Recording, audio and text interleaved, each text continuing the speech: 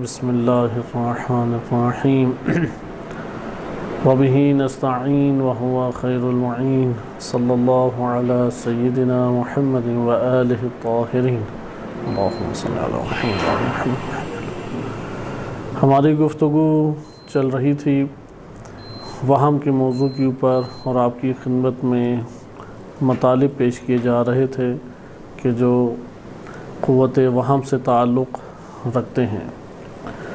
آج کے دن انشاءاللہ تعالی ہم اس کا مطالعہ علم اخلاق کے باب سے کریں گے۔ البتہ اس طرف توجہ مبذول رہے کہ علم اخلاق میں یہ موضوع در حقیقت ملکات کے اعتبار سے قابل بحث قرار پاتا ہے، لہذا اس موضوع کو ہم جب اخلاق کے دائرے اور اس کے دامن میں دیکھنا چاہتے ہیں تو چند نکات آپ کی خدمت میں دوبارہ تکرار کیے جائیں تاکہ ہم اس کو اب اخلاق کے پہلو سے دیکھ سکیں۔ علماء اخلاق کے مطابق انسان کا نفس جو ہے وہ مرکب ہے، البتہ مادی چیزوں سے مرکب نہیں ہے۔ یعنی اللہ سبحانہ وتعالی نے بے انتہا جو مخلوقات خلق کی ہیں ان میں سے بعض مخلوقات ایسی ہیں کہ جو فقط اور فقط شہوات رکھتی ہیں اور ان کے پاس عقل موجود نہیں ہے، جیسے کہ حیوان اسی کو حقیقت میں نام دیا گیا ہے۔ اور بعض ایسی مخلوقات ہیں کہ جو عقل سے آراستہ ہیں لیکن شہوات سے عاری ہیں۔ یہ البتہ عرض کیا جائے علم اخلاق کا نظریہ ہے، جیسے کہ ملائکہ، کیونکہ عرفاء کی نظر میں اختلاف ہے ملائکہ کی حقیقت کے بارے میں۔ بعض کہتے ہیں کہ ملائکہ خالصتاً عقل سے وابستہ ہیں اور کسی قسم کی شہوت نہیں رکھتے، جبکہ دوسرا گروہ عرفاء میں اس بات کا قائل ہے کہ نہیں، ملائکہ تقسیم ہے، سماوی ہیں اور ارضی ہیں۔ سماوی کے بارے میں یہ کہا جا سکتا ہے لیکن ارضی گناہ کر سکتے ہیں، جیسا کہ شیخ الاکبر نے، ابن عربی نے فصوص الحکم اور دیگر کتب میں درج کیا ہے۔ بہرحال یہ الگ سے ایک تفصیلی بحث ہے۔ مقصود یہ ہے کہ ایک مخلوق ایسی ہے کہ جو ملائکہ کے نام سے ہے۔ ان دونوں کے اوپر جو جامع ہستی ہے، جو ان دونوں جہانوں کو گھیرے ہوئے ہے اور دونوں جہانوں کی خصوصیات کی حامل ہے، اسے انسان کہتے ہیں۔ انسان ایک طرف سے حیوانی خصلتوں کو بھی لیے ہوئے ہے، انسان کے اس پہلو کو بشر کہتے ہیں۔ جب ہم بشر کہتے ہیں تو اس سے مراد یہی پہلو ہے۔ اور ایک اس کے مقابلے میں ہمارے پاس پہلو آ جاتا ہے ملائکہ کا۔ ملائکہ کی خصوصیات بھی انسان لیے ہوئے ہیں، اس اعتبار سے انسان کو انسان کہا جاتا ہے۔ بس انسان کا ایک نام بشر ہے، وہ اس کے حیوانی ضروریات اور حاجات اور ان حیوانی خصوصیات اور اس پہلو سے ہے، جس کو خاک سے بھی تعبیر کیا جا سکتا ہے۔ بہرحال انسان کا جہان ان دونوں سے بالاتر ہے، یہ تیسرا ایک جہان بنتا ہے، یہ تیسرا ایک مورد بنتا ہے۔ لہٰذا انسان جب ہم کہتے ہیں تو انسان ان دونوں پر بالاتر ہے۔ بالفاظ دیگر انسان کا فرشتہ ہونا کوئی کمال ثابت نہیں ہوگا، انسانیت کے اعتبار سے کمال نہیں ہے۔ انسانیت کے اعتبار سے کب کمال ہے؟ کہ جب وہ انسان بنے۔ یہ بہت ایک اہم چیز ہے، اور ہمارے ہاں بعض ایسے شبہات بیان کیے جاتے ہیں، جیسے قرآن میں آیت کریمہ ہے کہ انا بشر مثلکم۔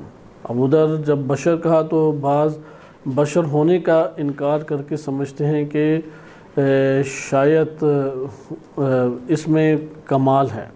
قرآن کریم میں اس بات کو انبیاء علیہ السلام کی زبانی ذکر کیا گیا ہے کہ جیسا کہ سورہ کہف آیت نمبر 110 میں ہے کہ قل انما انا بشر مثلکم یوحی الی، کہ میرے اوپر وحی نازل ہوتی ہے۔ لہذا بشریت کا انکار مقصود کبھی بھی نہیں ہے، لیکن وہ مورد وحی کو بھی ہمیں مد نظر رکھنا چاہیے۔ یعنی کمال کب ہے؟ کمال اس میں نہیں ہے کہ انبیاء و ائمہ علیہ السلام کو فرشتہ مان لیں۔ فرشتہ تو انسان کے لیے کمال نہیں ہے۔ انسان کا مقام حیوان اور فرشتے ہر دو سے بالا تر ہے، ہر دو سے بالا تر ہے۔ لہذا انسان بننا ہمارے لیے ضروری ہے۔ ہم اس جہان سے تعلق رکھتے ہیں جسے جہان انسان کہا جاتا ہے، یہ ملائکہ سے بالا تر ہے۔ اس لیے جب ہم ائمہ اہل بیت علیہ السلام، انبیاء علیہ السلام کو انسان سے تعبیر کریں تو اس کا یہ مطلب ہے یہ ملائکہ کے جہان کے اوپر بھی فوقیت رکھتے ہیں اور تمام جہانوں کو گھیرے ہوئے ہیں۔ یہ ایک پہلو ہمارے پاس آ گیا۔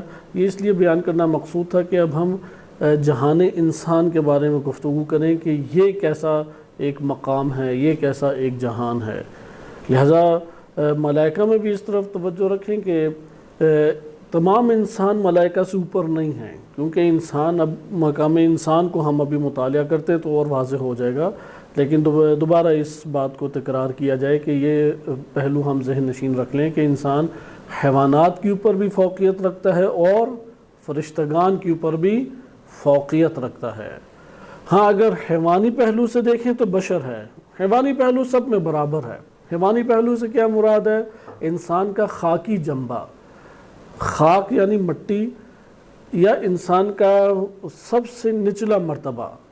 جیسے کہ کسی بھی ایک بلڈنگ کو طول میں دیکھیں تو ایک بالکل نیچے کا بیسمنٹ طبقہ ہوتا ہے، اور ایک بلندی کی تک دیکھیں تو وہ اوپر کے ایک طبقے تک پھیلی ہوئی بلڈنگ ہے۔ اسی طرح انسان کا سب سے نچلا مرتبہ کون سا؟ وہ حیوانیت ہے۔ جو لوگ اسی حیوانیت کے دائرے میں اپنی زندگی بسر کرتے رہ جائیں، وہ روز قیامت بقول عرفا و دیگر جو آیات روایات سے استدلال ہوتا ہے اس کے مطابق وہ حیوان محشور ہوں گے۔ جیسے علامہ حسن زادہ عاملی رحمۃ اللہ علیہ فرمایا کرتے تھے کہ یہ جو آیت ہے وَإِذَا الْوُحُوشُ حُشِرَتْ، کہ وحشی جو ہیں وہ حشر کیے جائیں گے، تو وہ فرماتے ہیں کہ ادھر وحوش سے مراد وہ انسان ہے جو وحشی اس دنیا کے اندر بنے اور اب اسی حالت وحشی میں وہ محشور کیے جا رہے ہیں۔ لہذا حیوانیت پر اکتفا کرنا غلط ہے، نہ یہ کہ حیوانیت ختم ہو جائے، یہ تو پھر کمال نہ ہوا۔ کمال تو یہ ہے کہ انسان کے پاؤں بھی ہوں، ٹانگیں بھی ہوں، ہاتھ بھی ہوں اور دماغ بھی ہوں۔ اب دماغ کا اقرار کرتے کرتے ٹانگوں کا انکار کرنا کوئی خوبی نہیں ہے، اس لیے بشریت کا اقرار ہے کہ ائمہ و انبیاء علیہ السلام وہ لبادہ بشریت میں تشریف لائے، بشری تقاضے ان کے موجود تھے۔ بشری تقاضے کسے کہتے ہیں؟ آل ہے، اولاد ہے، خانوادہ ہے، دیگر چیزیں ہیں۔ اس لیے قرآن کریم نے اس بات کو ذکر کیا ہے کہ تم لوگ آل اور اولاد کے اعتبار سے بہت توجہ میں رہو۔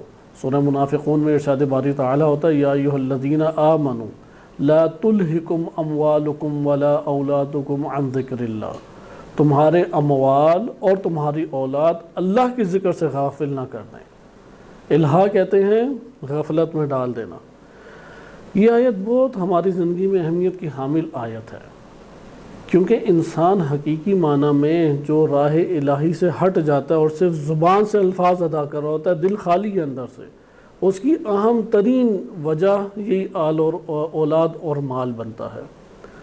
لہذا وہ شخص بہت ایک عظیم مجاہد انسان ہے کہ جو آل اور اولاد کے وظائف بھی انجام دے اور مال بھی کمائے اور اللہ کے ذکر سے غافل بھی نہ ہو، اللہ کا ذکر اسے غفلت میں بھی نہ ڈالے۔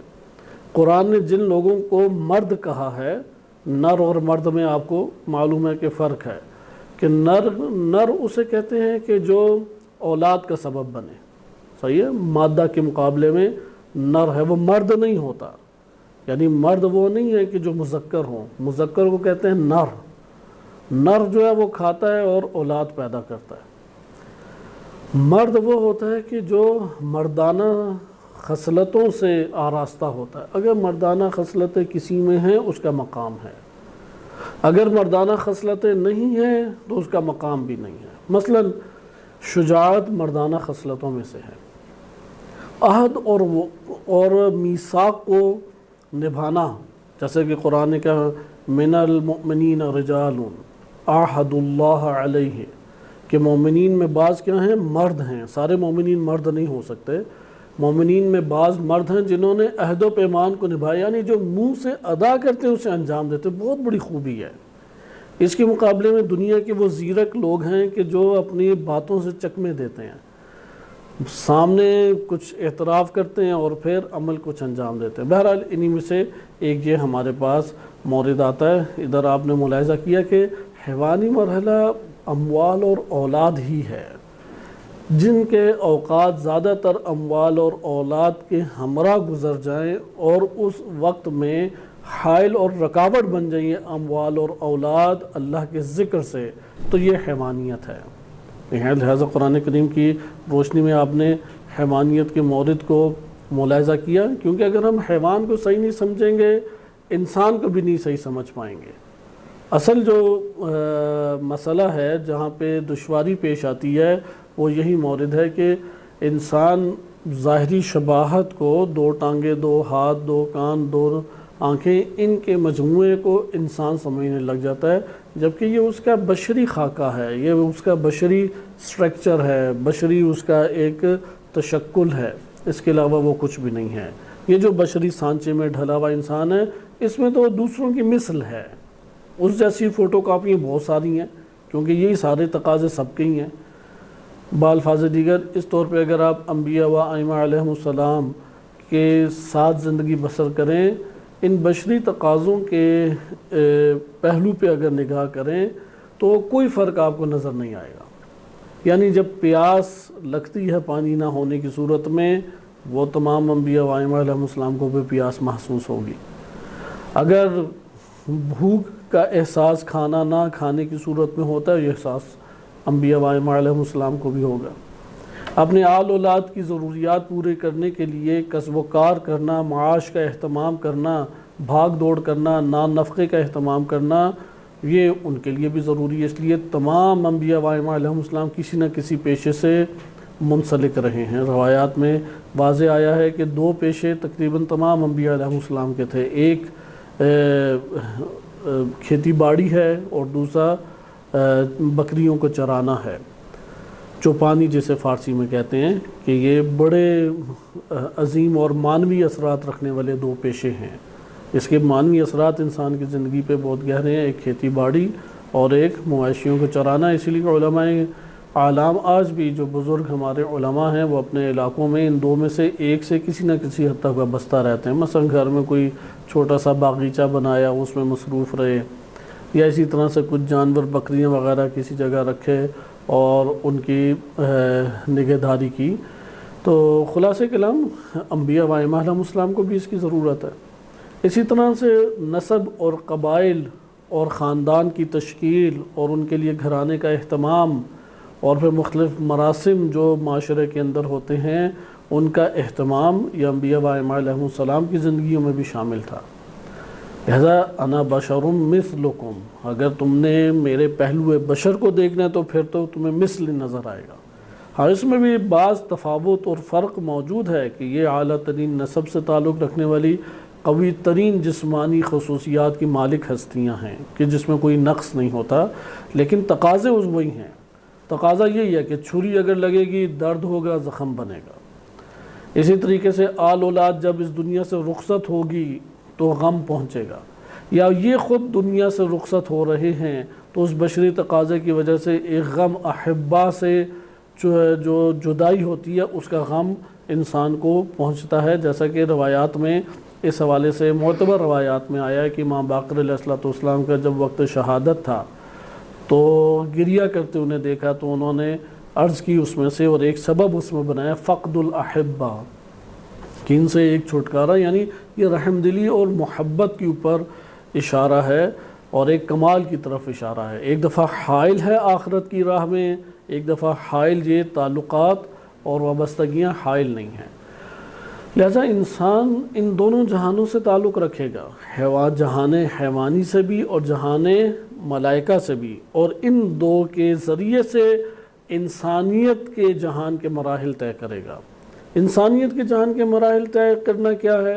اول اخلاق ہے، عملی اخلاق، یعنی وہ جو خصوصیات اختیار کی ہیں اور بری خصوصیات سے انسان اجتناب کیا، مثلا سخاوت کی صفت سے عملاً متصف ہو گیا، نہ کہ وہ اخلاق عملی جیسا بھی ہم بات چیت کر رہے ہیں اور عمل کے آپ کی خدمت میں طریقے بھی بتائے جائیں تو وہ تب بھی علمی معلومات ہی ہیں، جس کو ہم نے گزشتہ درس میں عقل عملی قرار دی، کیونکہ قوت عقل اس کا کام ادراک ہے، قوت ایک ہی ہے، لیکن یہ قوت ایک دفعہ ان امور کو اخذ کرتی ہے جن کا صرف جاننا لازم تھا، اور ایک دفعہ ان امور کی معلومات حاصل کرتے ہیں جن کا جاننا اور عمل کرنا ہر دو لازم ہے۔ ایک ہی قوت ہے، دو قوتیں جدا جدا نہیں ہے، لیکن ایک ہی قوت کی معلومات دو حصوں میں تقسیم ہے۔ لہذا اخلاق عملی اس دوسرے پہلو جس میں عمل بھی مقصود ہے، لیکن جب تک عمل کے بارے میں گفتگو کی جائے گی، یہ عقل عملی ہے، یہ معلومات عقلیہ عملیہ ہیں۔ عملاً ہم اختیار کریں ملکات کی سطح کے اوپر پہنچا کے، یہ جہان انسانیت ہے۔ اس کے بعد آگے کے مراتب ہیں کہ پھر مراحل طے کریں، نفس کا مرحلہ، عقل کا، قلب کا، عقل کا، روح کا، یا اس طرح سے جو اور مراتب ذکر کیے گئے ہیں، اور پھر ان تمام کمالات کی دنیا کے اندر اور جہان ہیں۔ جیسے سید بحر العلوم رحمۃ اللہ علیہ کی معروف ایک کتاب ہے سیر و سلوک کے عنوان سے، بعض اسے منسوب رسالہ سمجھتے ہیں اور بعض نے تحقیق کر کے ثابت کیے کہ انہی کا رسالہ ہے۔ اس میں انہوں نے تقریباً 12 جہان اخلاص کے ذکر کیے ہیں۔ اخلاص اس کے 12 گویا کے مراتب ہیں۔ ہر مرتبے میں انسان کی آزمائشیں، اس سے جو دوچار ہو رہا ہے اعمال کے اعتبار سے، وہ جہان جدا ہے۔ اب انسان کتنے مراحل اخلاص کے طے کر پایا؟ مثلا آپ اگر کربلا کو دیکھیں، اخلاص کے تمام مراحل جو انسانیت نے طے کرنے ہیں وہ ادھر موجود ہیں۔ مثلا ادھر مال کی قربانی بھی ہے، بشری تقاضوں میں جو زندگی بسر کرنا ہے اور آرام اور راحت ہے اس کی قربانی بھی موجود ہے۔ اس میں بھی اخلاص دکھایا کہ اپنے آپ کو مد نظر نہیں رکھا، اللہ تعالیٰ کو مد نظر رکھا، اللہ کے لیے عمل انجام دیا۔ یہاں تک کہ بات آ گئی اولاد کی، پھر بات آ گئی اموال اور اولاد کے بعد کہ انسان کی کامل پورے خانوادے اور پورے کے پورے خاندان کی، لیکن اخلاص کا ایسا مرحلہ تھا کہ سب کو قربان کیا فقط اللہ کی خاطر۔ لہذا اخلاص کے اس طور پہ مراحل ہیں۔ یہ آپ کے پاس ایک چھوٹا سا جائزہ انسانیت کے مراحل کے باب سے تھا کہ حیوانی مراحل وہ انسان کے لیے طے کرنا اس کی مجبوری ہے اور اس کے لیے کمال بھی ہے۔ بشر کا انکار، بشری تقاضوں کا انکار کر دینا یہ نقص ہے، یہ کوئی کمال نہیں ہے۔ مثلا کسی کے پاس شہوت ہے ہی نہیں اور پھر وہ کہے کہ میں تو شہوات کا شکار نہیں ہوا، یہ خوبی ہے کوئی؟ یعنی کسی شخص کے لیے پوری زندگی میں اپنی بزدلی سے ٹکرانے کا کوئی محاذ اور میدان فراہم ہی نہیں ہوا اور وہ کہے کہ میں شجاع ہوں، تو اس کو ہم شجاع مان لیں گے؟ یا شجاعت کا پتہ تب لگے گا کہ کہیں پر تو اس کو اپنی جان، مال، عزت، آبرو اس کا خطرہ اور خدشہ لاحق ہو، اور وہاں پر وہ اپنے نفس کو قوی طور پہ شجاعانہ طریقے سے خطرات کا سامنا کرتے ہوئے استقامت دکھائے۔ لہٰذا یہ مورد آئے گا تو تب پتہ لگے گا شجاع ہے۔ مگر مثلا کسی کو کبھی تلخ اور غمناک کبھی مواقع آئی نہیں ہے اس کی زندگی میں، کبھی اسے تلخیاں نہیں سہنے پڑی، درد نہیں سہنا پڑا، تو اسے صابر کہہ سکتے ہیں ہم؟ اسے تو صبر کرنے کا کبھی موقع ہی نہیں ملا۔ ایسا آپ نے ادھر ملاحظہ کیا کہ انسان کی حقیقت میں جو آزمائش ہے وہ بھی اسی مورد میں اللہ تعالیٰ نے رکھ دی ہے کہ بشری تقاضے وہ انسان کو نیچے کی طرف کھینچتے ہیں، لیکن انسان نے پرواز کہاں کرنی ہے؟ بلندی کی طرف، نیچے جھک کے اپنی ضرورت بھی پوری کرنی ہے لیکن پھر پرواز اوپر کی طرف کر لینی ہے۔ لہذا اس کو اب قرآن کریم کی ہم نگاہ میں دیکھیں تو یہ 2-3 آیات ہیں جو میں آپ کی خدمت میں پڑھ دیتا ہوں، اور اس سے آپ کو یہ معلوم ہوگا کہ اگر حیوانی تقاضے پورے کرتے کرتے، بشری تقاضے پورے کرتے کرتے انسان اللہ کے ذکر سے یا اللہ سبحانہ و تعالیٰ سے غافل ہو جائے، یہ حیوانی مرتبے پہ زندگی بسر کرنا کہلائے گا، اور یہ شکار انسان ہے، یہ انسان نہیں بن سکا۔ بدن کے اعتبار سے نر بن گیا، بدن کے اعتبار سے مشابہ بن گیا انسان کے، لیکن انسان اندر سے نہیں بن سکا کیونکہ یہ حیوانی مرتبے پر ہی رہ گیا، اسے آگے نہیں بڑھ سکا۔ لہذا اسے قرآن کریم نے ذکر کیا کہ اگر تمہیں تمہاری تجارت، تمہارے مال، تمہارا خاندان، تمہاری اولاد وہ اللہ سے غافل کر دیتی ہے، اللہ کی طرف نہیں گامزن ہونے دیتی، تو یہاں پر انسان جو ہے وہ دنیا دار کہلائے گا، یہاں پہ انسان دنیا کا شکار ہو گیا، یہاں پر انسان، یہ تعبیریں بس مختلف ہیں، یہاں پہ وہ فقط حیوانی مرحلے میں رہ گیا۔ لیکن اگر انسان کے لیے یہ حائل رکاوٹ نہیں بنتی اور انسان جو ہے وہ ان کے ذریعے سے انرجی اور حرارت اور قوت پیدا کر کے اپنی پرواز بلند کرتا ہے اللہ تعالیٰ کی طرف، تو یہ انسانی حقیقت کو اختیار کرنے میں کامیاب ہوتا چلا جائے گا جتنی بلند پرواز کرے گا۔ لہذا قرآن کریم کی جو آیات ان مراحل کو ذکر کرتی ہیں، اس میں ایک آیت آپ نے ملاحظہ کی ہے، یہ قرآن کی معروف آیت آپ نے کئی دفعہ دیکھی ہوگی، جس میں وظائف ذکر کیے گئے ہیں کہ قُوَّ أَنفُسَكُمْ وَأَهْلِيكُمْ نَارًا، کہ تم اپنے آپ کو اور اپنے اہل و عیال کو آگ سے بچاؤ، جہنم کی آگ سے بچاؤ جس کا ایندھن لوگ اور پتھر ہیں۔ بس یہاں پہ بھی وظیفہ یہی ہو گیا کہ بچاؤ، یعنی جس جگہ پر ہو وہ جہنم تک لے جانے والی جگہ ہے، وہ اپنے ساتھ تم لوگوں کو مضبوطی سے تعلق قائم کر کے اپنے ہمراہ رکھنے والی جگہ ہے، تقاضا وہ یہی کرے گی ہمراہ۔ اس لیے قرآن کی اب یہی آیت آپ دوبارہ ملاحظہ کریں کہ سورہ منافقون آیت نمبر 9، یا ایھا الذین آمنوا لا تلہکم اموالکم ولا اولادکم عن ذکر اللہ، کہ تمہیں اللہ کے ذکر سے تمہاری اولاد اور تمہارے اموال غافل نہ کر دیں۔ ومن یفعل ذلک، جو شکار ہو گیا، فاولئک هم الخاسرون، وہ دنیا میں خسارے کا سودا کر گیا۔ یعنی وہ خسارے کا سودا نہیں کر گیا کہ جس نے خطیر رقم خرچ کی اور علم کو حاصل کیا، زیارات کی توفیق حاصل کی، حج اور عمرے کی توفیق حاصل کی، عبادات کو حاصل کیا، صلہ رحمی کو اس نے نبھایا، رقم اس نے اموال خرچ کر دی، اس کے پاس نہیں بچا۔ نہ بچنا یہ خوبی ہے، یہ نفع میں رہ گیا، یہ فلاح یافتہ ہو گیا۔ جو بہت کچھ بچا کے رکھ گیا، یہ شخص خسارے میں ہے، کیونکہ مال اور اولاد رکاوٹ بن گئی کہ تم اللہ کے ذکر اور اس کی راہ میں خرچ نہ کرو۔ اسی طرح اگلی آیت دیکھیں، سورۃ تغابن آیت نمبر 14 میں ہے، یا ایھا الذین آمنوا ان من ازواجکم و اولادکم عدوا لکم، تمہاری بیگمات اور تمہاری اولاد میں ہی سے کیا ہیں؟ تمہارے دشمن ہیں۔ انسان عموماً انہیں دشمن نہیں محسوس کرتا، کیونکہ وہ دشمن محسوس کرتا ہے اسے کہ جو اس کے جان کو مارے، لیکن قرآن یہ بیان کر رہا ہے کہ نہیں، ایک اور دشمن ہوتا ہے جو تمہاری روح کا قاتل ہے۔ قاتل جسم کو تو تم کہتے ہو دشمن، لیکن قاتل روح کو دشمن نہیں سمجھتے۔ لہذا جو قاتل روح ہے وہ دشمن ہے ہمارا۔ وَإِلَّا شیطان آئے جسم کو ہمارے قتل کرتا آ کے، وہ تو ہماری روح کو قتل کرتا ہے اور جہنم میں پہنچاتا ہے۔ لہذا ازواج اور اولاد کے مطالبات، ان سے اپنی قلبی وابستگیاں، اس پہ بہت دقت کرنے کی ضرورت ہے۔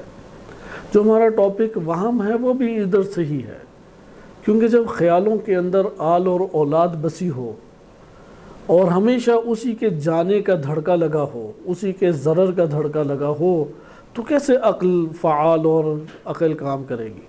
کیونکہ وہمیات تو ہر وقت ایسی تصویر کشی کر رہے ہیں کہ اس کی ضرورت پوری کرو، یہ تکلیف میں ہے، یہ مصیبت میں ہے، یہ فلاں مشکل میں گرفتار ہے، اور انسان اسی کے لیے پہ بھاگ دوڑ کرتا چلا جائے گا۔ لہذا ان کے تو کبھی مطالبات ہمیشہ ختم نہیں ہوں گے۔ ہاں ضروری ہے کہ ہم ان سے نرمی سے، حلم سے، بردباری سے، محبت سے پیش آئیں۔ محبت سے پیش آنے کا یہ مطلب نہیں ہر مطالبہ مان لیں۔ محبت سے پیش آنے کا یہ مطلب نہیں ہے کہ ان کے ہر تقاضے کو پورا کریں۔ بالآخر اس دنیا میں جس نے بھی راہ الہی میں قربانی دی ہے، اس نے یہ سخت ترین مرحلہ اپنے قلب اور جگر کے اوپر طے کیا ہے کہ مال اور اولاد کی قربانی دے کے آگے بڑھا ہے۔ چاہے علم کی راہ ہو یا دیگر راہیں ہوں، مال اور اولاد کی قربانی کے بغیر تو 2 رکعت نماز ان سے جدا ہو کے پڑھنا مشکل ہے۔ جیسے کہ مستحب ہے کہ اس کمرے میں نماز نہ پڑھیں گے جس میں انسان سوتا ہے یا جس میں انسان آمد و رفت کی حالت میں رہتا ہے۔ اپنے اولاد سے اور خانوادے سے کٹ کے کوئی ایک جگہ بنائے، وہاں پر عبادت کریں، کیونکہ اللہ تعالیٰ نے طبی طور پہ بھی یہ رکھا ہے کہ ان سے جدا ہو جانا ہے۔ مال، اولاد اور اپنے جسم سے ہم نے کیا ہونا ہے؟ جدا ہو جانا ہے، موت نے آگے جدا کر دینا۔ یہ ہماری ملکیت حقیقی نہیں ہے۔ اور اس کے ساتھ ساتھ معنوی طور پہ بھی اللہ نے یہ رکھا ہے کہ اپنے قلب سے بھی اسے جدا کرو۔ جو ہماری ملکیت ہی نہیں ہے تو قلب میں کیسے وہ ملکیت ہماری رہ جائے گی؟ اب یہ بڑا ایک سخت مرحلہ سب کے لیے بن جاتا ہے، چونکہ جس چیز کے ساتھ انسان زیادہ زندگی بسر کرتا ہے اور اس کی طرف توجہ کرتا ہے، زندگی ظاہری بسر کرنے سے جسمانی تعلق بڑھتا چلا جاتا ہے، اور توجہ زیادہ کرنے سے وہ قلب کے اندر پیوست ہوتی چلی جاتی ہے چیز۔ اس لیے انسان اگر ہمیشہ اپنی فکر کرتا رہے، اپنے بالوں کو سنوار رہے، اپنا لباس خرید رہا ہے، اپنے تمام صرف اپنے ہی دائرے میں، اس کی اپنے نفس کے ساتھ شدید محبت ہے، جس چیز کے لیے ایک فارمولہ ہے انسان کی زندگی کا، علماء کا کلام ہے جس کو سادہ الفاظ میں آپ کی خدمت میں ذکر کیا جا رہا ہے، جس کے ہمراہ اس دنیا کے اندر رہتا ہے اسے جسمانی تعلق پیدا ہو جاتا ہے۔ یہ ہم بات جانتے ہیں کہ جو شہری زندگی میں منتقل ہو جائے، اس کے جلد، پوست، گوشت اور ظاہری رنگ ڈھنگ کیا ہے، وہ شہری ہو جاتا ہے۔ جو دیہی زندگی منتقل ہو جائے، اس کے رنگ ڈھنگ اسی کے منتقل ہو جاتے ہیں۔ پہاڑی علاقے میں پہاڑی انداز اختیار ہو جاتا ہے، صحرائی علاقوں میں صحرائی انداز، میدانی علاقوں میں میدانی۔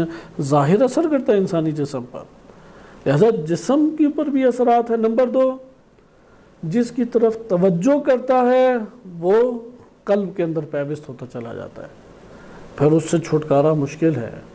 لہذا اس کو کہتے ہیں کہ جو چیز تمہاری ملکیت ہی نہیں ہے، جو چیز تمہارے ہمراہ رہنے والی نہیں ہے، اس کو کیوں اپنے ساتھ قوی طور پہ جوڑتے ہو؟ اور جو چیز تم سے چھننے والی نہیں ہے، اس کو کیوں اپنے وجود کے اندر پیوست نہیں صحیح طریقے سے کرتے؟ اللہ تعالیٰ کبھی بھی انسان سے جدا ہونے والا نہیں، اور ہم اللہ سے جدا ہونے والے نہیں ہیں، لہذا اللہ تعالیٰ کی طرف توجہ کریں گے، اللہ کی طرف کھنچتے چلے جائیں گے، قریب ہوں گے۔ آل اولاد، مال، دولت اور انہی کے وظائف کو اور حقوق کو انجام دینے کے دائرے میں غافل ہو جائیں اللہ کے ذکر سے، تو پھر تو انسان انہی کے ہمراہ ہو گیا۔ اس لیے جب موت آئے گی تو جسم تو تکلیف میں ہوتا ہے، روح بھی چیخ رہی ہوگی، کیونکہ وہ اس کی دنیا خالی ہو رہی ہے، اس نے جسے بسایا تھا وہ تو اس سے جدا ہو رہا ہے، وہ جدا ہو رہا ہے تو اندر خالی ہو گیا، اندر اندھیرا ہے، تاریکی ہے۔ لہذا آنکھیں بند ہوں تو اس لیے انسان کو تاریک جہان لگتا ہے، کیونکہ اس نے بسائی وہ ساری چیزیں تھی جو ادھر رہ جانے والی ہیں، وہ تو لے کے نہیں گیا، خالی اپنے نفس کی سرزمین خالی اس دنیا سے لے گیا۔ بسا کے جائیں اپنی سرزمین کو، سرسبز کر کے جائیں اس دنیا سے، کیونکہ اس کے علاوہ کوئی مرحلہ زندگی نہیں ہے کہ جہاں پہ انسان اپنی نفس کی سرزمین کو سرسبز کر سکے، کوئی ایسی زندگی نہیں ہے۔ تو یہ آپ نے ملاحظہ کیا کہ آیات اور روایات نے بیان کیا کہ اولاد اور ازواج تمہاری دشمن ہو سکتی ہیں، لہذا ان کی دشمنی کو پہچانو، اور پہچاننے کے بعد کیا قرآن کہہ رہا ہے؟ فَاحْذُرُوهُمْ، اور پھر ان سے بچو تم۔ حذر کہتے ہیں اجتناب کرنا، بچنا دشمن سے، تم لوگ بچو اپنے ان ازواج اور اولاد سے۔ وَإِن تَعْفُوا وَتَصْفَحُوا وَتَغْفِرُوا فَإِنَّ اللَّهَ غَفُورٌ رَحِيمٌ۔ ہاں، ان کی خطاؤں کے اوپر، ان کی غلطیوں کے اوپر، ان کی دشمنیوں کے اوپر اگر تم معاف کر دو اور تم بخشش سے کام لو اور ان کے لیے طلب مغفرت کرو، یا تم انہیں معاف کر دو، مغفرت کرو ان کے لیے، تو اللہ تعالیٰ کو غفور و رحیم پاؤ گے۔ یعنی انتقام کی طرف نہ ہو، ان کی تذلیل اور توہین کی طرف نہ ہو، تم نے بچنا ہے۔ وہ اپنی طبعی طور پہ اپنی عادات کے مطابق ایک امر کو اختیار کرتے چلے جا رہے ہیں، جیسے حضرت نوح علیہ السلام کا بیٹا اس طور پہ ان کا دشمن تھا، لیکن قلبی محبت ایک نو تھی، پھر ایمان کی طرف لانے کی کوشش کی، نہیں ایمان کی طرف آیا، تو قرآن نے کیا کہا کہ لیس من اہلک انہو لیس من اہلک، کہ یہ جو ہے وہ تمہارے اہل میں سے نہیں ہے۔ لہذا یہ ہمارے پاس قرآن کی آیات آئیں اور اس سے ہمیں معلوم ہوا کہ ضروری انسان کے لیے ہے کہ انسان اپنی اس زندگی کے اندر وہ اگر ایک امر کو حاصل کرنا چاہتا ہے تو ان بشری تقاضوں سے جدا طور پہ زندگی بسر نہیں کر سکتا، لیکن اس طریقے سے ان کو پار کرے کہ اس کے لیے کسی قسم کی رکاوٹ نہ بنے۔ اچھا، اسی طرح سے ایک اور آیت بھی ہم اس ضمن میں پڑھ لیں، سورۃ تغابن آیت نمبر 15، 14 کے بعد 15، انما اموالکم و اولادکم فتنہ، تمہارے اموال اور تمہاری اولادیں کیا ہیں؟ وہ ہیں فتنہ۔ فتنہ ایسی آزمائش کو کہتے ہیں جو انسان میں خلل ڈال سکتی ہیں، خلل کا شکار انسان کو کر دیتی ہیں۔ اس لیے اس کو ذکر کیا قرآن نے کہ تمہارے اموال اور اولاد اتنی بڑی آزمائش ہیں، اتنی بڑی آزمائش ہیں کہ تمہارے لیے خلل ایجاد کر سکتی۔ انما اموالکم و اولادکم فتنہ واللہ عندہ اجر عظیم، جو اللہ کے پاس ہے وہ اجر عظیم ہے۔ لہذا مال اور اولاد اس قدر انسان کے لیے سختی اور مشقت کا باعث بنتے ہیں۔ خوب یہ آپ کے سامنے ایک مرحلہ حیوانی کا ایک ایسا پہلو تھا کہ انسان جو ہے وہ ان باتوں کو بعض اوقات جانتا بھی ہے، لیکن تذکر انسان کے لیے اس میں ضروری ہے۔ اور اس جگہ پہ اس آیت کو بھی ہم نہ بھولیں کہ جس میں قرآن نے ذکر کیا ہے کہ من المؤمنین رجال، دو امر کے لیے قرآن کریم نے ذکر کیا ہے رجال کا کلمہ۔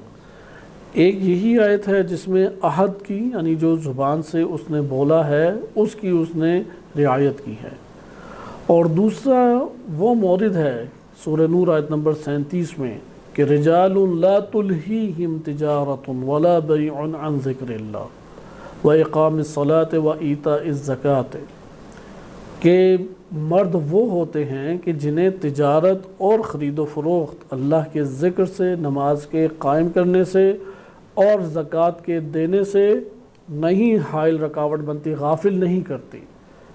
یخافون یوما تتقلب فیہ القلوب والابصار، اور وہ اس دن سے ڈرتے ہیں جس دن میں دل اور آنکھیں الٹ پلٹ ہو کے رہ جائیں گی، متغیر ہو کے رہ جائیں گی، اس دن سے گھبراتے ہیں۔ ادھر آپ نے ملاحظہ کیا کہ قرآن کس طریقے سے ان سے بچنے کا کبھی حکم دے رہا ہے، کبھی مقام بیان کر رہا ہے کہ جو اگر اس سے بچ گیا تو کس قدر فضیلت کا مقام حاصل کر لے گا۔ لہذا یہ مورد ہمارے پاس آیا کہ یہ جو مراتب حیوانی ہمارے پاس پائے جاتے ہیں، ہم نے ان کو استعمال کر کے انسانیت کی طرف پرواز کرنی ہے۔ یہ ایک مرحلہ طے ہو گیا کہ یہ تین جہان آپ کے سامنے آ گئے، مقام جہان حیوانی، جہان انسانی اور ملائکہ، اور جہان انسانی۔ اب ہم اس مورد میں آتے ہیں جہان اس کو اگر ہم مطالعہ کریں کہ جہان انسانی کیا ہے۔ جہان انسانی میں جیسا کہ پہلے بھی عرض کی کہ جہان انسانی وہ مقام ہے کہ جس جگہ پر انسان نے انسانی کمالات اور انسانی اوصاف کو حاصل کرنا ہے اور اس کو اپنی زندگی کا حصہ بنانا ہے۔ اس کو علماء اخلاق اور عرفان ان دو مراحل سے ہم گزاریں گے، ان دو مراحل سے ہم گزاریں گے۔ اگر اخلاق کے مورد میں دیکھیں تو اخلاق کے مورد میں یہ در حقیقت ہمارے سامنے ملکات سے عبارت ہے، ملکہ ہم حاصل کریں۔ اور ایک مرتبہ اس کا یہ ہے کہ جس میں ہمارے لیے یہ وہم حائل رکاوٹ بھی بنتا ہے اور خادم بھی بنتا ہے، یہ دو آپ پہلو دیکھ چکے۔ لیکن علم اخلاق جب مقام انسانی یا جہان انسانی کو بیان کرے گا یا حقیقت انسانی کو بیان کرے گا، اس کے بیان کا طریقہ کار کچھ اس طریقے سے ہے کہ وہ بیان کرتا ہے کہ انسان چار چیزوں سے مرکب ہے۔ انسان چار چیزوں سے، یعنی انسانی نفس وہ چار چیزوں سے مرکب ہے۔ پہلا اس کے پاس جو مورد آتا ہے جس سے وہ مرکب ہے، وہ انسان کا عقل کی قوت سے آراستہ ہونا ہے۔ دوسری چیز شہوات، تیسری چیز غضب، اور چوتھی چیز شیطنت۔ بعض نے اس جگہ پہ شیطنت کی جگہ پہ لکھا ہے کہ وہم۔ بس اخلاق کے دائرے میں اگر ہم گفتگو کریں تو علماء اخلاق کے دائرے میں وہم اور شیطان وہ ایک ہی خصلت ہے، یعنی انسان کے اندر ایک ایسی چپ لگی ہوئی ہے کہ جو بیرونی شیطان سے تعلق پیدا کر لے۔ اگر وہ نہ چپ ہوتی تو بیرونی شیطان سے تعلق پیدا نہیں ہوتا تھا۔ یہ ہمارے پاس اخلاق کی نگاہ میں آغاز یہاں سے اس میں موضوع کا ہوتا ہے۔ لہٰذا آپ نے اس جگہ پہ ملاحظہ کیا کہ در حقیقت اخلاق وہ پہلے مرکب قرار دیتا ہے انسانی نفس کو چار. البتہ یہ جو ترکیب ہے پہلے بھی عرض کیا کہ یہ ترکیب حقیقت میں ہمارے پاس مادی نہیں ہے، غیر مادی ترکیب ہے. لیکن اس غیر مادی ترکیب کو ہمارے لیے سمجھنا ضروری ہے کہ انسان کے اندر بعض نے قوتوں سے تعبیر کیا ہے، بعض نے کہا ہے کہ یہ انسانی وجود میں حواس مدرکہ ہیں، جو بھی آپ نام دے دیں. اخلاق چونکہ عمل کی طرف انسان کو لے کے آتا ہے، لہٰذا وہ عمل کی جانب سے جو حائل رکاوٹیں انسان کے لیے بنتی ہیں، جہاں سے انحراف انسان کا شروع ہوتا ہے، اس منبع کو بیان کر رہی ہیں. یہ چار چیزیں انسان کے لیے عطا ہیں اللہ کی طرف سے. انسان اس سے چھٹکارا نہیں پا سکتا، یہ اس کی دائمی ملکیت ہیں یہ چار چیزیں. اور انہی چار چیزوں سے انسان استفادہ بھی کرتا ہے. مثلا شہوانی غریزے سارے کے سارے شہوات کی وجہ سے پورے ہوں گے. شہوات نہ ہوتی تو کوئی بھی شہوانی غریزہ پورا نہ ہو رہا ہوتا، اس لیے نعمت ہے اس اعتبار سے. غضب انسان کے اندر قوت مدافعہ ہے. غضب نہ ہوتا تو مضر چیزوں کو اپنے سے دور نہ کر رہا ہوتا، نقصان دہ چیزوں کو اپنے سے دور نہ کر رہا. بس ایک ہیں جو قوت جلب کرنے والی قوتیں پاس لانے والی ہیں، جذب کرنے والی قوت ہے. قوت جاذبہ آپ کہہ لیں یہ شہوات ہیں. ایک قوت دافعہ ہے انسان کے پاس جو دور کرنے والی ہیں، دھکیلنے والی ہیں. یہ کیا ہے؟ قوت غضبیہ ہے. یہ بھی ضروری تھی. اچھا، اسی طریقے سے اگر ہمارے پاس تصورات نفع اور نقصان کے اعتبار سے نہ بنے، جو ہمارے اندر مضر چیزوں کا خوف ایجاد کریں یا نفع بخش چیزوں کی رغبت ایجاد کریں، ایسے تصورات کو ہمارے وجود کے اندر تشکیل کی قوت نہ دے تو کیسے اس کی طرف رغبت اختیار کریں گے؟ لہذا قوت وہم اس اعتبار سے خادم ہے. وہ بتاتی ہے کہ یہ وہ فرد ہے کہ جس کا تم احترام کرو، جس کا اکرام کرو، مہمان نوازی کرو، محبت اور خلوص سے اس کے ساتھ پیش آؤ. اور یہ وہ فرد ہے کہ جس سے تم اجتناب کرو، خوف کھاؤ. بس جس سے بچنا ہے اس کا خوف اندر ایجاد کرے گی ایک قوت آ کے، البتہ تصورات کے ذریعے، اور ایک رغبت ایجاد کرے گی. وہم اپنے طور پہ مثبت ہے. لیکن یہ تینوں قوتیں صحیح فیصلہ کب کریں گی؟ جب قوت عقل سے سارے امور پوچھ کے انجام دیں. یہاں پر انسانیت ہے. ان کا مل جانا فقط انسانیت نہیں ہے. انسانیت کیا ہے کہ عقل کو حاکم، جب تک عقل کو حاکم رکھیں گے یہ انسان ہے. پھر اس کی پرواز فرشتوں سے افضل ہو سکتی ہے. اور جب عقل کو محکوم رکھیں گے تو پھر کیا ہو جائے گا؟ یہ حیوان ہے. اور حیوانی مرتبے کو اس شیطانی مرتبہ قرار دیا گیا ہے، کیونکہ وہ آدم نہیں بننے دینا چاہتا. آدم جو ہے اس وقت یہ خاک کا پتلا آدم علیہ السلام کا قابل ارزش اور اہمیت قرار پایا کہ جب نفس اور روح کا تعلق اس سے جڑ گیا، کیونکہ روح کی نسبت اللہ نے اپنی طرف دی، آدم کے جسم کی نسبت اپنی طرف نہیں دی. وَنَفَخْتُ فِيهِ مِن رُوحِي، اپنی روح سے میں نے اس میں پھونک دیا. نفخن مزید معنی بھی رکھتا ہے. اپنے روح کی نسبت سے اللہ تعالیٰ نے فرمایا روحی، میں نے اپنی روح کو اس میں پھونک دیا. لیکن جسم کو نہیں کہا. ہاں یہ ضرور کہا کہ میں نے اپنے ہاتھوں سے اس کو بنایا، لیکن روح کی نسبت اپنی دی. یہاں پہ آدم علیہ السلام پھر تمام کے تمام مخلوقات سے افضل قرار پائے اور مقام خلافت کے اہل قرار پائے. خلافت یہی ہے کہ تمام ان جہانوں کے اوپر اس کا خلیفہ ہو جانا، حاکم ہو جانا. خلاصہ کلام یہاں پہ آپ نے یہ چار عناصر دیکھے کہ یہ چار عناصر کا فقط عطا ہونا انسان نہیں ہے. عطا ہونا، فقط ان کا عطا ہو جانا، ان کا مل جانا انسانیت نہیں ہے. انسانیت یہ کب بنے گی؟ یہ انسانیت اس وقت بنے گی کہ جب عقل کو حاکم وہ کرے. یعنی یہ تینوں قوتیں جو بھی کام انجام دیں وہ کس سے پوچھ کے دیں؟ عقل سے، اور عقل کی مخالفت نہ کریں.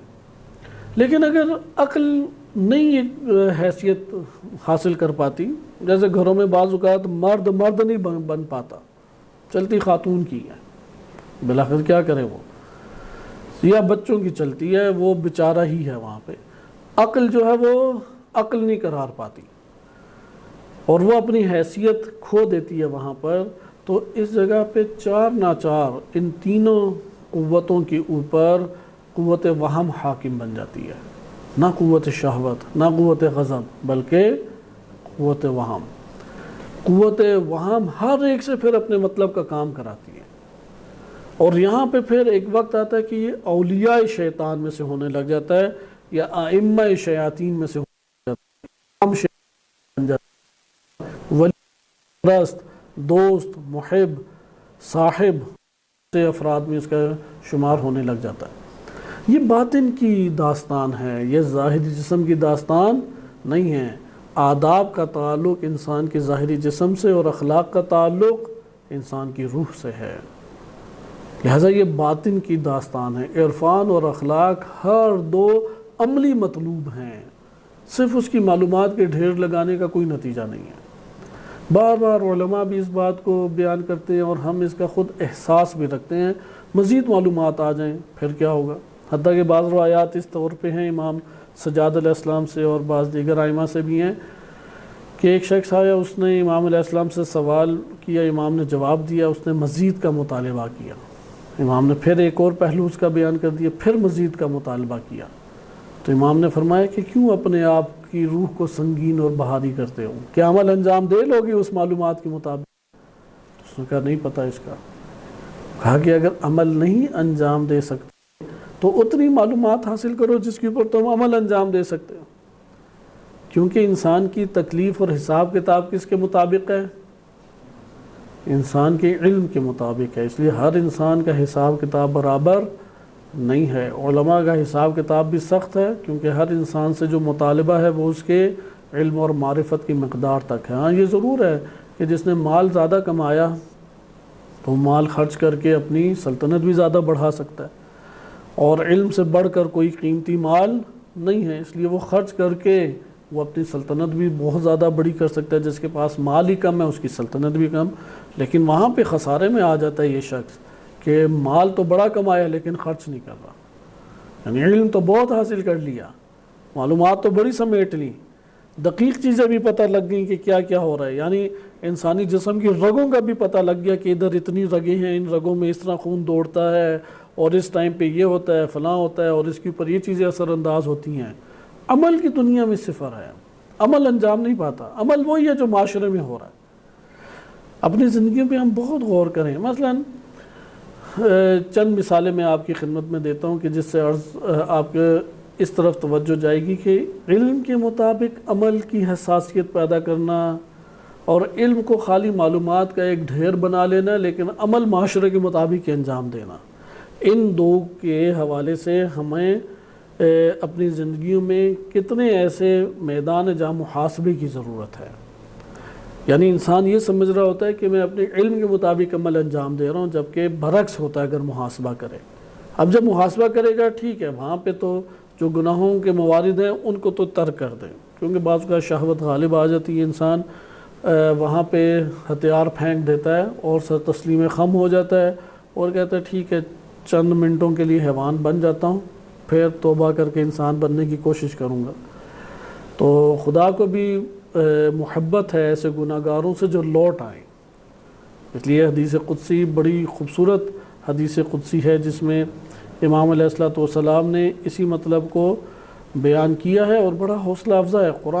قرآن نے جو بیان کیا ہے اس سے بڑھ کر تو کوئی کلام ہے ہی نہیں۔ فبشر عبادی الذین اسرفوا علی انفسہم لا تقنطوا من رحمت اللہ ان اللہ یغفر الذنوب جمیعا، اس سے بہترین کلام اصلاً وجود نہیں رکھتا کہیں پہ جو قرآن کریم میں خود اللہ سبحانہ و تعالیٰ نے بیان فرما دیا۔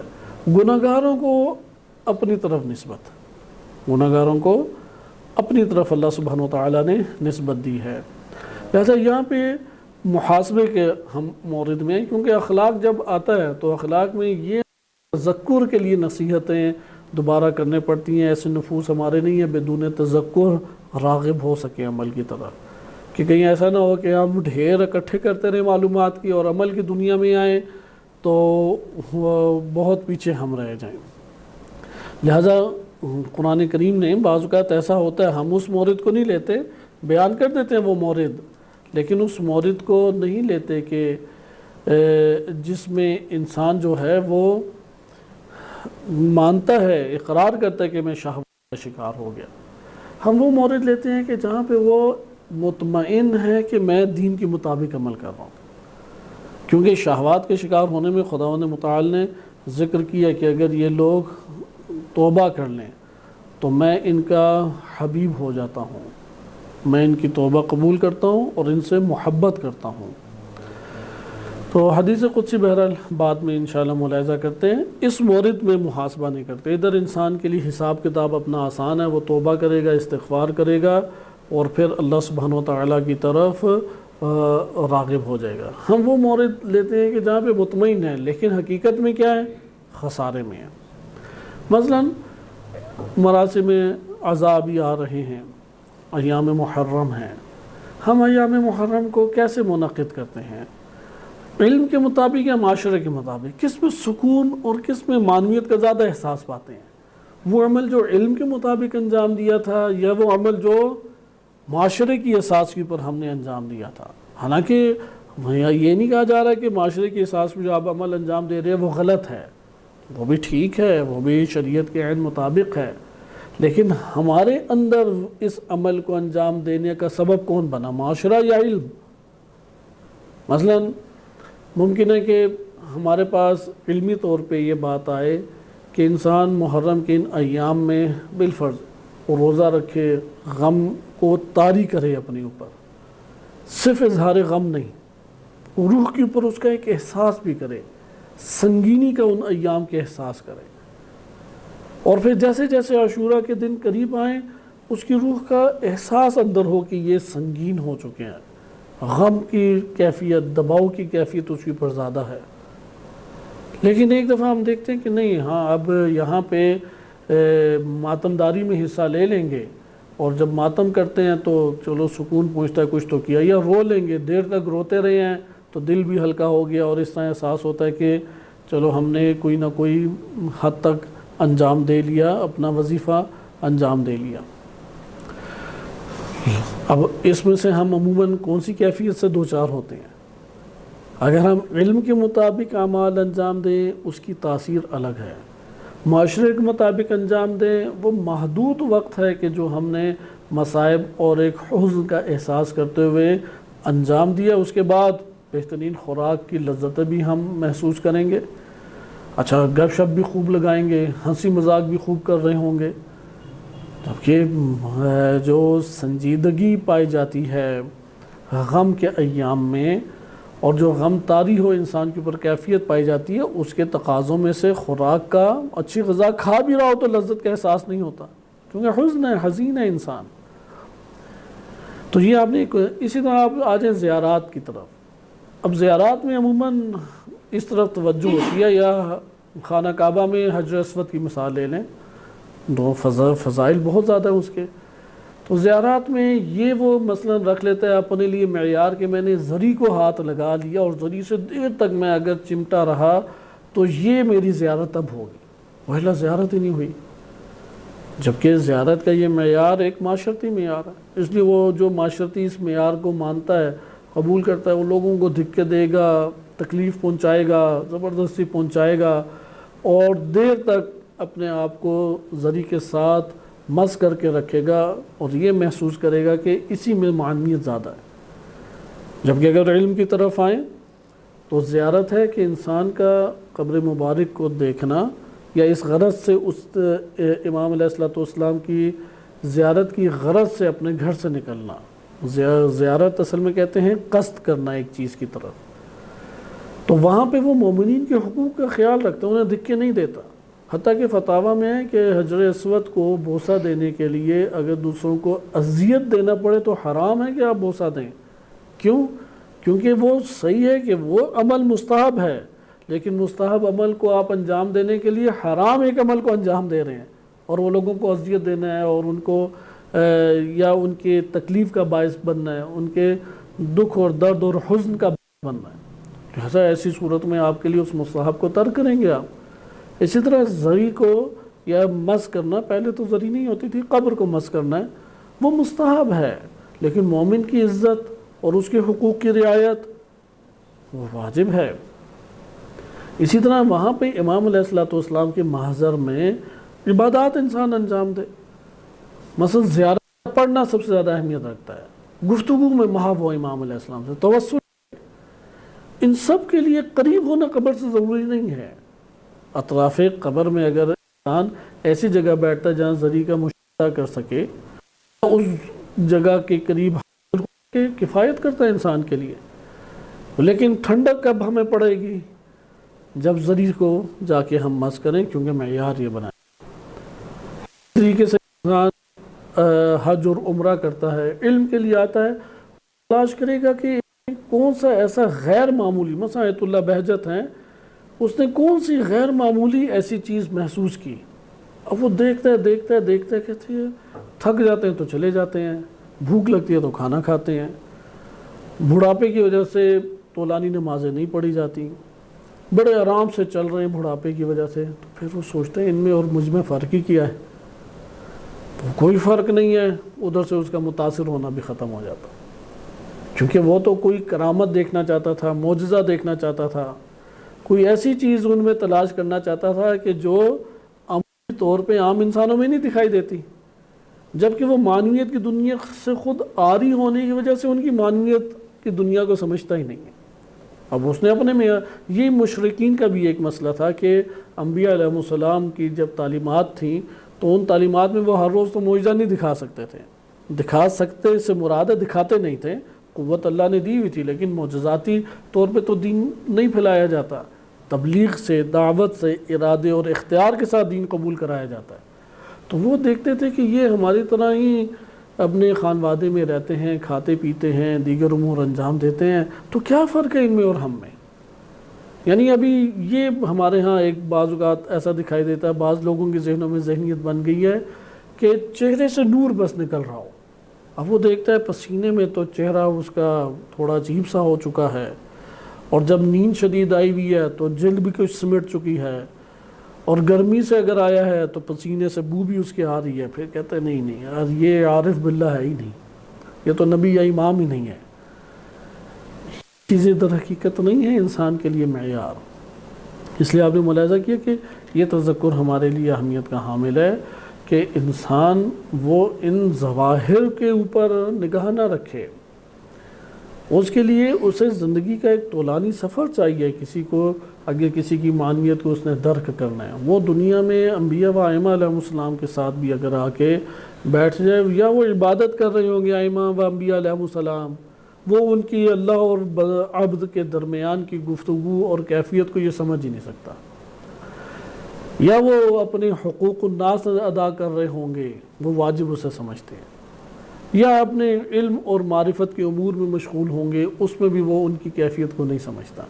ان سب امور میں ظاہری جسم تو اسے اسی طرح دکھائی دے رہا ہے، ظاہری لباس اسی طرح اسے دکھائی دے رہا ہے، کھانے پینے کی جو ضروریات ہیں اور وہ احتیاج ہے بدن میں، وہ بھی اسے اسی طرح دکھائی دے رہی۔ یہاں پہ پھر اس کے لیے مشکل پیش آتی ہے، اس لیے بہت سارے افراد آتے ہیں وہ معجزہ دیکھنے کا زیادہ تقاضا کرتے ہیں، دیکھنا چاہتے ہیں۔ ان علماء کو یعنی عرفان کا نام رکھا ہوا ہے کراماتی انسان، جسے جنوں پہ بھی عبور ہو، غیب کی خبریں بھی دے دے، اس کے جو مسائل تھے جس میں اس نے خطرے سے دوچار ہونا تھا پہلی خبر دے دی، اور ان کی خبر دینے کی وجہ سے وہ خطروں سے بچ بھی گیا، یا کوئی ایسا ٹوٹکا بتایا کہ وہ اس نے اس شخصیت کے ساتھ انجام دیا، اب یہ بھی بس فرشتوں سے آگے پرواز کر رہا ہے۔ یہ تو کبھی بھی آج تک تاریخ میں وارد ایسا نہیں ہوا، لہذا کوئی ایسا ٹوٹکا بھی نہیں دیں گے جس سے بھی پوچھ لیں، وہ یہی بتائیں گے کہ واجبات ادا کرو، محرمات سے بچو، لڑو۔ وہ کہے کہ کوئی ایسا مورد بتائیں بس سکون مل جائے، کہ اضطراب ختم ہو جائے کہ میں کچھ نہیں کر سکا۔ یہ اضطراب ختم ہو جائے تو یہ سب سے بڑا نقص ہے۔ انبیاء و ائمہ علیہ السلام تو گریہ کرتے رہتے تھے بارگاہ الہی میں، بار الہ حق بندگی ادا نہیں ہو سکا۔ اگر حق بندگی ادا ہونے کا انسان کو اطمینان ہو جائے، اسی دن انسان جو ہے وہ تمام مقامات سے نیچے گر جائے گا۔ لہذا انسان فقر کی احتیاج کرے، اضطراب کو اپنے اندر پائے، یا بعض عرفاء اور اساتذہ کے مطابق کہ انسان جو ہے وہ اضطرار کو اپنے اندر دائمی پائے گا، اللہ کے ساتھ ہمیشہ وابستہ رہے گا۔ جس کی روح کے اندر اضطراب نہیں ہوتا، اضطرار نہیں ہوتا، نہیں اس چیز کی ایک خلش انسان کے وجود میں رہتی، وہ فقر کی احتیاج بھی اپنے اندر نہیں پاتا۔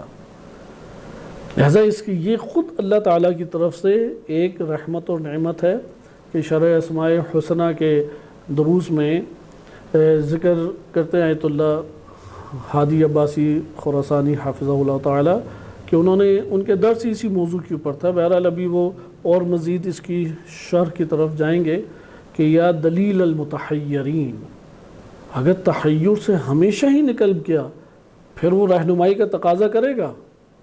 کبھی بھی رہنمائی کا تقاضا نہیں کرے گا.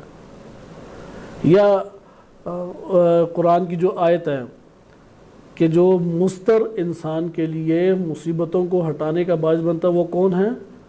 اَمَّن يُجِيبُ الْمُضْطَرَّ إِذَا دَعَاهُ وَيَكْشِفُ السُّوءَ، اللہ کی ذات ہے جو مستر ہے ہی نہیں، وہ اللہ کی طرف رجوع ہی نہیں کرے گا، وہ بے نیاز اللہ تعالیٰ سے اپنے آپ کو پائے گا. لہذا مستر ہونا پھر کئی طرح سے، کبھی بیماریوں سے ہے، کبھی دنیا کی مصیبتوں سے ہے، کبھی اپنے نفس کی جو دباؤ اور ایک غلبہ ہے یا ہوائے نفس جو اسے کھینچ کے لے کے جاتا ہے، کبھی دوسروں کی ہدایت کی فکر لاحق ہو جاتی ہے، کبھی اہل ایمان کی طرف اور ان کی بیچارگی کی طرف نگاہ کرتا ہے، کبھی باطل کو بڑھتے ہوئے استرار کئی قسم کے انسان کے باہر استرار کی حالت سے اپنے نفس کو نہ باہر نکالے.